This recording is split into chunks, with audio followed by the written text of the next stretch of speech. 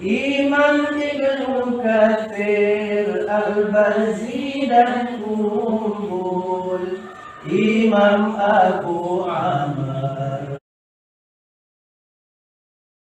Bismillahirrahmanirrahim. Ala hadhihi wa ala kulli niyatin shalihah wa ila hadratil nabi al-fatihah. A'udzu billahi minasy syaithanir rajim. Bismillahirrahmanirrahim.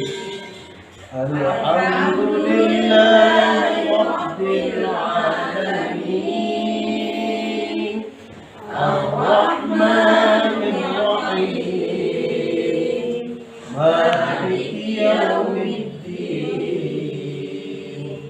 Iyyaka na'budu wa iyyaka nasta'in. Ihdinas siratal mustaqim. Siratal ladzina an'amta 'alaihim ghairil maghdubi 'alaihim waladdallin.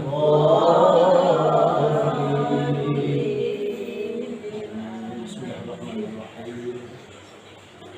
Alhamdulillahirabbil alamin wassalatu wassalamu ala asyrafil anbiya'i wal mursalin wa ala alihi wa sahbihi ajma'in. Amma ba'du, faqala al-musannif rahimahullahu ta'ala wa nafa'ana bihi wa bi ulumihi fid dharain amin. Bismillahirrahmanirrahim. Kita lanjutkan kajian kita dari tafsir Al-Fatihah dengan menggunakan 3 metode. Jadi metode yang pertama dengan tujuan kita tahsinul Quran, yang kedua kita memahami makna daripada Bismillahirrahmanirrahim, yang secara umumnya adalah makna daripada isi Al-Quranul Karim secara keseluruhan. Nah, jadi kemarin kita sampai kepada surah Al-Fatihah di Lauhil Mahfuz. Jadi surah Al-Fatihah di Lauhil Mahfuz ini patut menjadi renungan kita dan menjadi tadabburan kita kepada Allah Subhanahu wa Ta'ala. Karena bagaimanapun kita kalau lepas dari Al-Quran, maka syafaat Al-Quran kelak di hari kiamat itu pasti akan lari dari kita. Nah, sekarang kita berusaha supaya Al-Quran itu merindukan kita, dan jangan kita yang merindukan Al-Quran.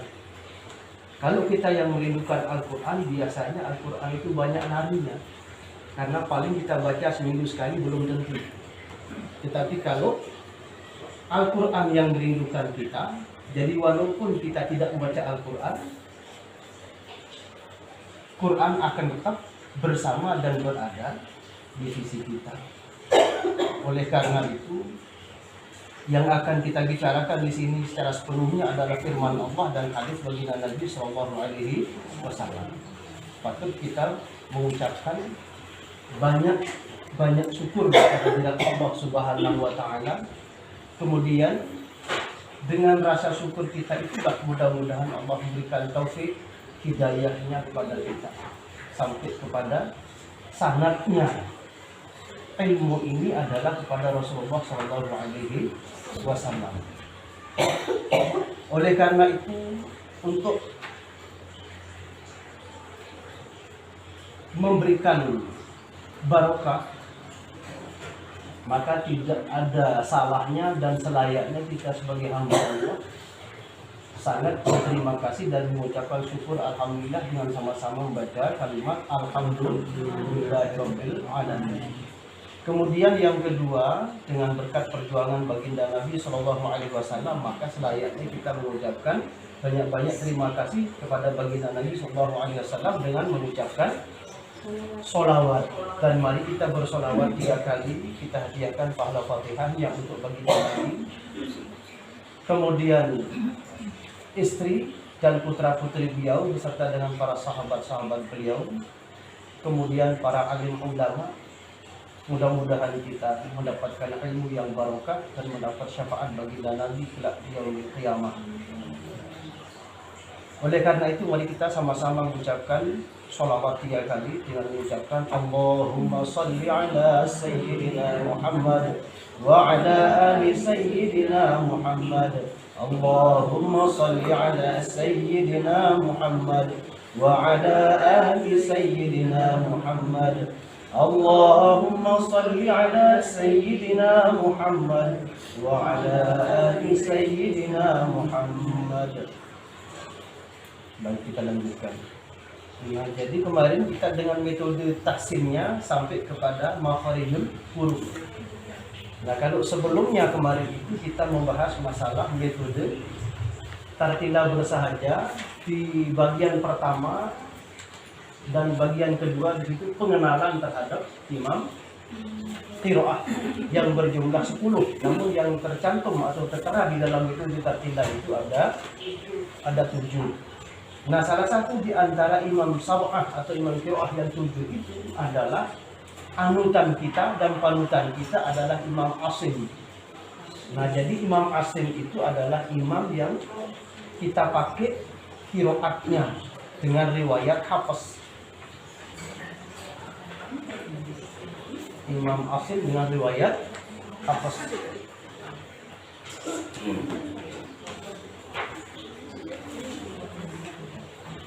Nah, jadi kita buka tafsir Quran pada siang ini dengan mulai daripada 7 imam qiraah. Jadi kita pemanasan dulu sebelum kita masuk ke materi. Nah, jadi kita mulai dengan nada ilahi rasulil firdausi ahla wala aqwa ala naril jahim fa'amli taubatan waghfir dhunubi fa'innaka ghafirun dhambil azim. 7 imam qiraah mari dihafalkan Nafi' rawinya Qalun dan Warsh Imam Ibnu Katsir Al-Bazzi dan Kumbul Imam Abu Amr Ad-Duri dan As-Susi Imam Ibnu Amir Hisham Ibnu Zahwan Imam Asim perawinya Syu'bah dan Hafs Imam Hamzah perawinya Khalaf dan Khalad Imam Al-Kisai Abul Harith dan Ad-Duri. Itu adalah imam qiraah sab'ah atau imam-imam qiraah yang 7. Nah, salah satunya di sini adalah imam yang namanya Nafi'. Jadi Imam Nafi' ini biasanya beliau itu menggunakan kebanyakan imalah. Imalah itu baris miring. Nah, cuman kemarin kalau qiraatnya Imam Asim, satu-satunya yang dibaca miring adalah yang terdapat dalam surat Toha kali ya, kalau tidak salah kemarin. Surat apa namanya? Surat apa kemarin? Iya, Hud ya. Bismillahirrahmanirrahim. Nah, satu-satunya imamnya Imam Asim itu atau qiraat Imam Hafs menggunakan baris imalah pada lafaz majri. Karena di situ ada ya kecil sebagai tandanya. Nah, kemudian yang kedua di situ Imam Asim juga terdapat dalam surah Yusuf kali.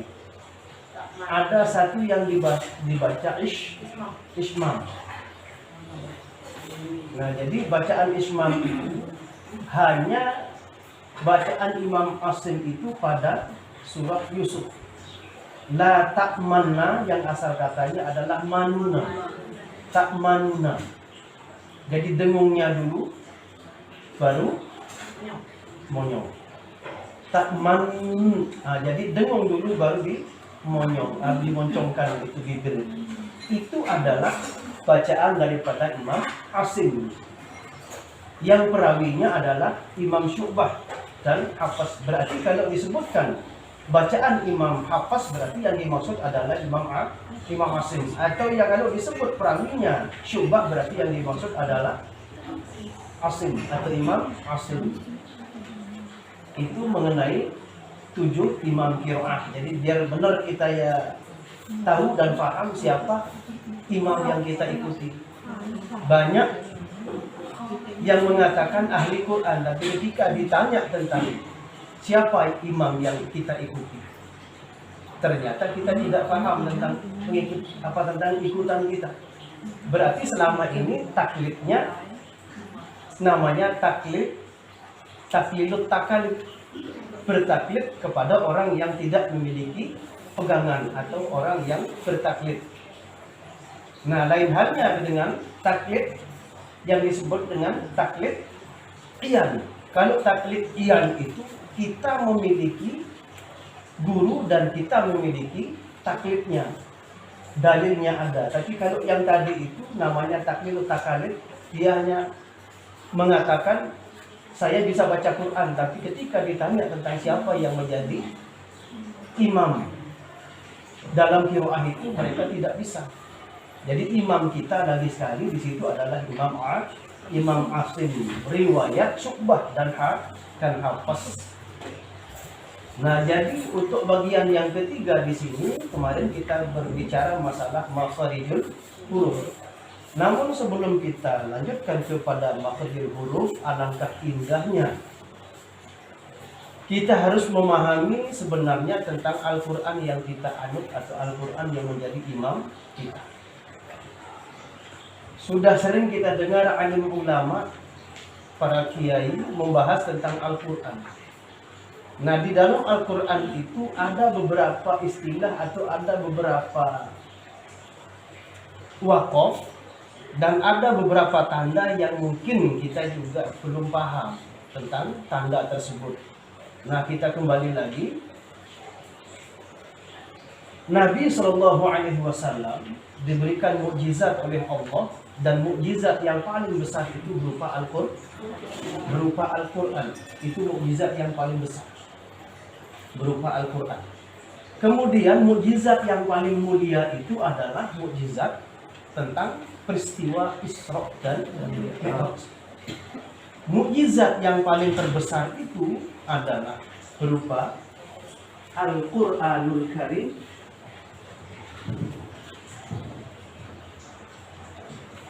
Yang kedua adalah Isra wal Mi'raj. Nah, jadi ini yang terbesar.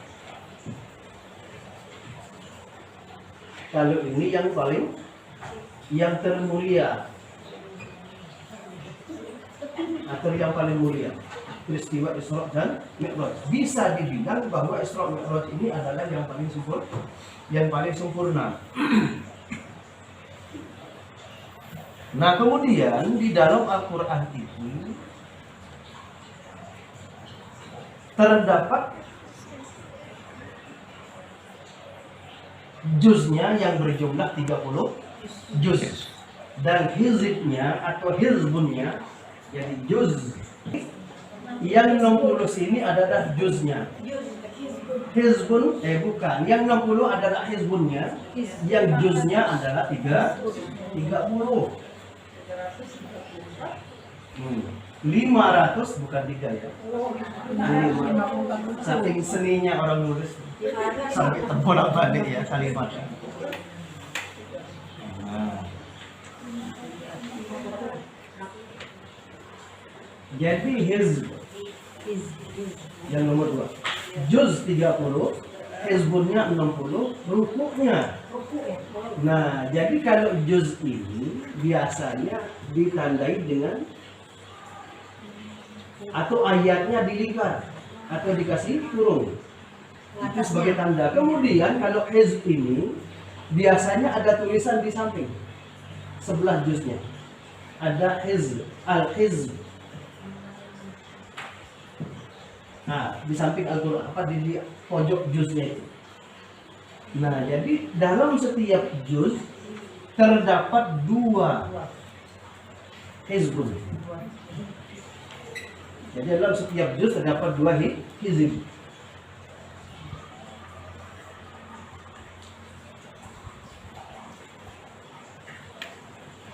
Nah, kalau kita kembali kepada bahasanya, bahwa hizbun itu adalah berasal dari bahasa Arab yang berarti pembagian daripada pembagian Al-Quran. Dalam satu juz terdapat 2 hizib. Berarti kalau kita sudah dapat 1 hizib atau hizbun, berarti setengah daripada juz. Berarti kalau di akhir nanti berarti itu sudah sempurna, kita dapat satu juz. Nah, kalau kita kembalikan kepada secara harfiahnya, bahwa hizb itu atau hizib itu artinya pasukan. Tetapi dalam hal ini hizib itu